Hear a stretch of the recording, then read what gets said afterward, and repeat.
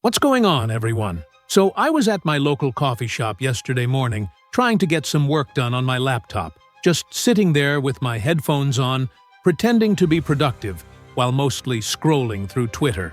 I had SportsCenter playing in the background on my phone because I like having sports content on, even when I'm not fully paying attention. They were doing their usual Sunday morning recap of the previous night's games, and I figured it would just be highlights and basic analysis that I could half listen to. But then I heard them start talking about the 49ers' epic win over the Bears, and Chase Sr. from the San Francisco 49ers report was giving his breakdown of the game. I was about to tune it out because I'd already seen the highlights, but then he started going really deep into the offensive line situation with Trent Williams getting hurt and how Austin Pleasance had to step in on the very first play of the game. That caught my attention because offensive line play is something I'm really interested in, but most analysts just gloss over. And then the conversation took this completely unexpected turn, where they started discussing the 49ers' long-term offensive line construction, and Jawaan Taylor's name came up as a potential trade target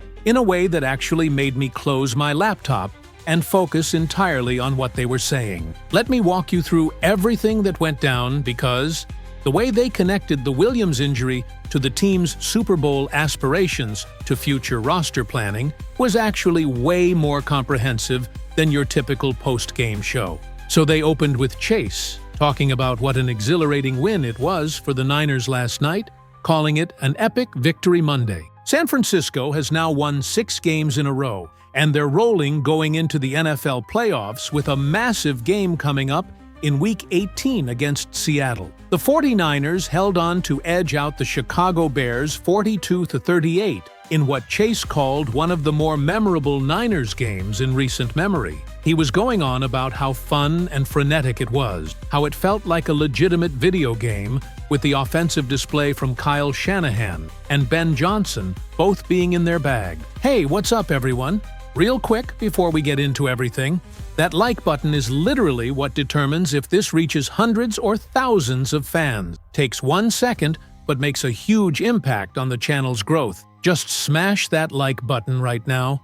It's the easiest thing you can do, but honestly, the biggest way to support this content, every single like pushes this further, so hit it now. But the real stakes are what happens in Week 18 against the Seahawks. The winner gets the number 1 seed in the NFC, wins the NFC West, gets a first-round bye, and gets home field advantage. And for the Niners specifically, if they keep winning, Fred Warner's return looms as a possibility, and they wouldn't have to travel anywhere if they can advance to Super Bowl 60, because it's being played at Levi's Stadium in Santa Clara. Chase was calling it a magical season and asking, why not the Niners? He acknowledged the defense is going to have to get better and generate some turnovers, but the offense is peaking at exactly the right time. They're humming right now, and Chase started breaking down just how incredible Brock Purdy has been playing lately. Over his last 3 games, Purdy has been absolutely cooking. 23 of 30 for 295 yards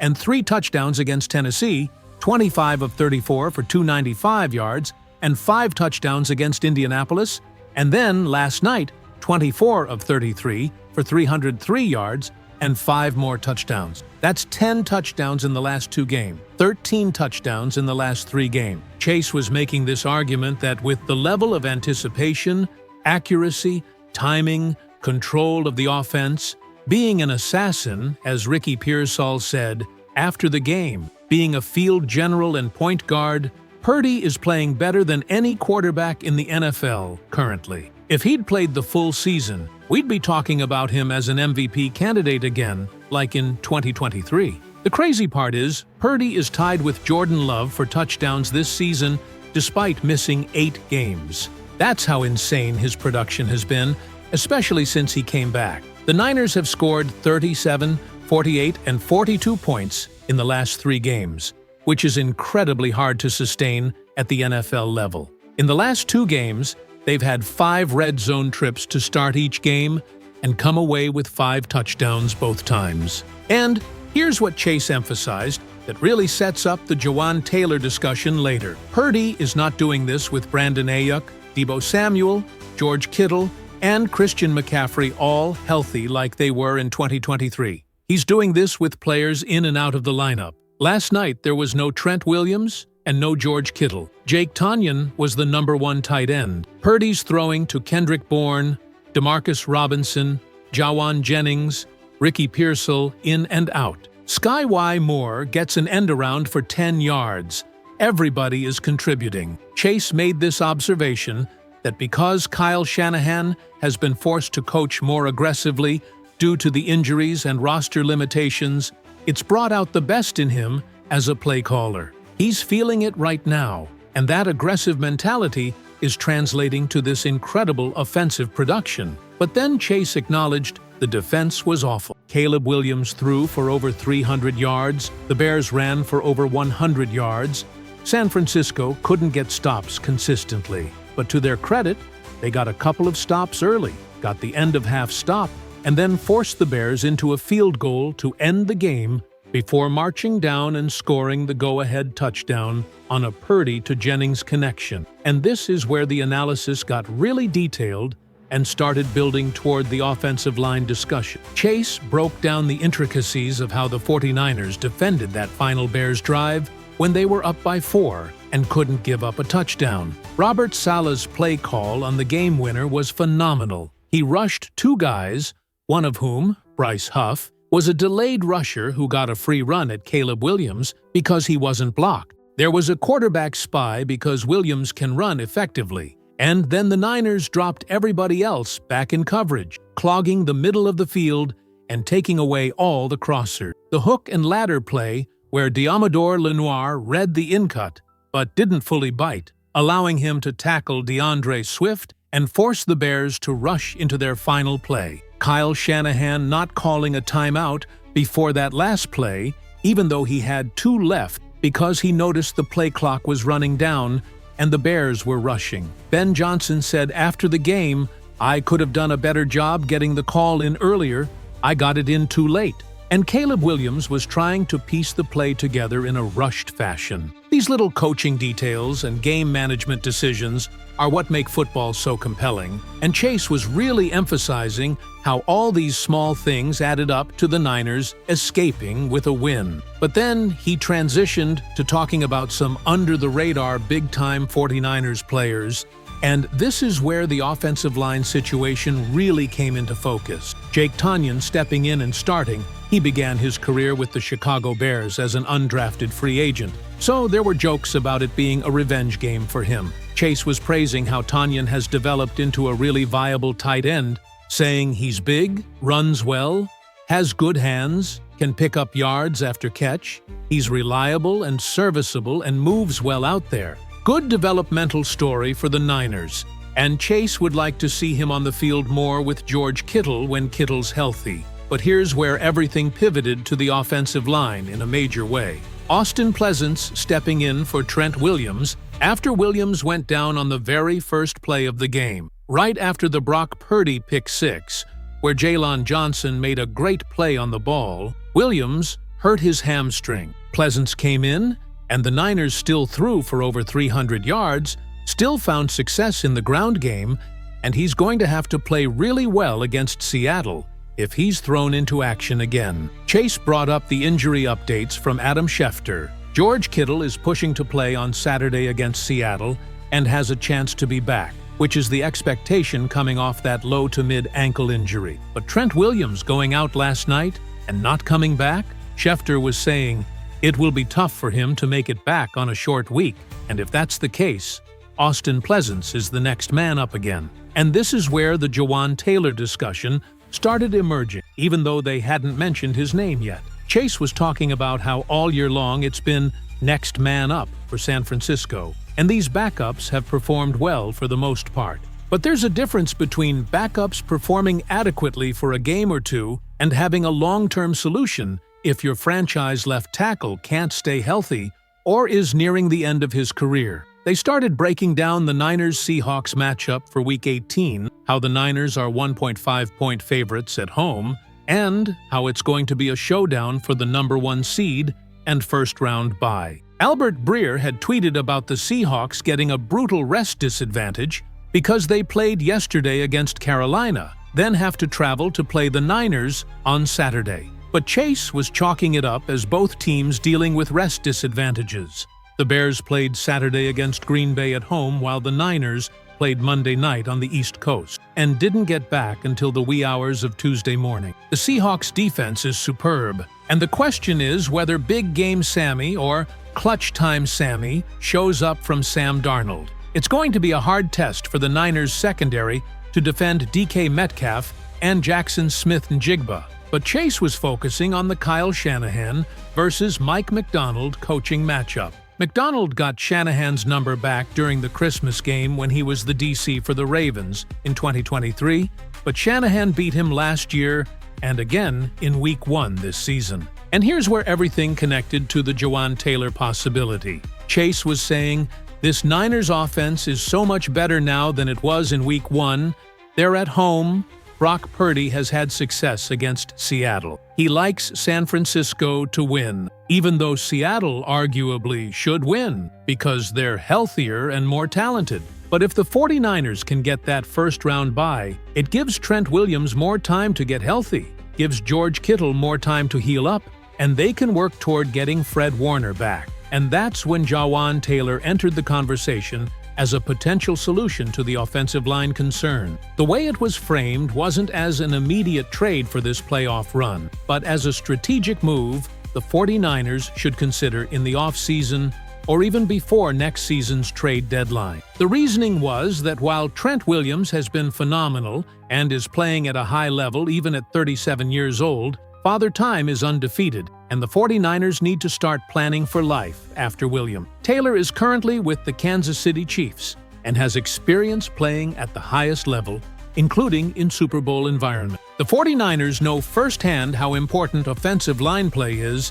against elite pass rushers because they've faced the Chiefs multiple times, including in Super Bowl. Having someone who can handle elite edge rushers would be a strategic gain for San Francisco's long-term planning. At 27 years old, Taylor represents a player in his prime who could be the heir apparent to Williams at left tackle. The 49ers have shown they're willing to be aggressive in finding offensive line help. They traded for Williams years ago, and he's been worth every penny. Making a similar move for Taylor could ensure continuity at the most important position on the offensive line. The contract situation came up as an interesting factor. Taylor has a significant deal. The 49ers could potentially restructure it to fit their salary cap situation, especially since his contract offers flexibility starting in 2026. The front office has shown they're creative with cap management, and if they view Taylor as the long-term answer at tackle, they'd find a way to make the money work. The discipline concerns with Taylor were acknowledged. He's had some penalty issues throughout his career, but the 49ers offensive line coaching staff has a strong track record of developing players and cleaning up technical issues. If they believe Taylor's potential outweighs the risk, they could be confident in their ability to refine his game. Chase was making this broader point about how the 49ers are in their championship window right now, with Purdy still on a relatively cheap deal, though he'll be up for a massive extension soon, with their core still in their prime, and with Kyle Shanahan having built arguably the most complete offense in football when healthy. But maintaining that window requires planning ahead, not just reacting to injuries in the moment. The Trent Williams injury, even if it's just short-term for this week against Seattle, is a reminder of how quickly things can change. Williams has been remarkably durable for most of his career, but at 37, every injury carries more risk. If the 49ers want to maximize their Super Bowl chances over the next 2 to 3 years, they need a succession plan at left tackle, and Taylor represents exactly the kind of player who could fill that role. They discussed what a trade package might look like, probably a second or third round pick, plus maybe a player or additional late round pick. The Chiefs might be willing to move Taylor if they're looking to restructure their roster or get younger at certain positions. Kansas City has shown they're willing to make bold moves to maintain their dynasty. And if they view Taylor as expendable or replaceable, a deal could be structured that works for both sides. The fit with Kyle Shanahan's system was another key point. Shanahan's wide zone scheme requires tackles who can move in space, get to the second level, and handle edge rushers in pass protection. Taylor's athletic profile suggests he could excel in that system, and having him learn behind Williams for even just part of a season before taking over could be invaluable. Chase wrapped up by saying the 49ers are in an interesting position where they're competing for a Super Bowl this year while also needing to think about sustaining success beyond this season. Every roster decision they make needs to balance immediate needs with long-term planning. Adding someone like Jawaan Taylor could address both. He could potentially contribute this postseason if Williams' hamstring becomes a lingering issue, while also serving as the future at the position. What really resonated with me about this entire SportsCenter segment was how they took a post-game analysis of the Bears' win and turned it into a comprehensive discussion about roster construction, injury management, and long-term planning. The Jawaan Taylor discussion wasn't just speculative trade talk for content.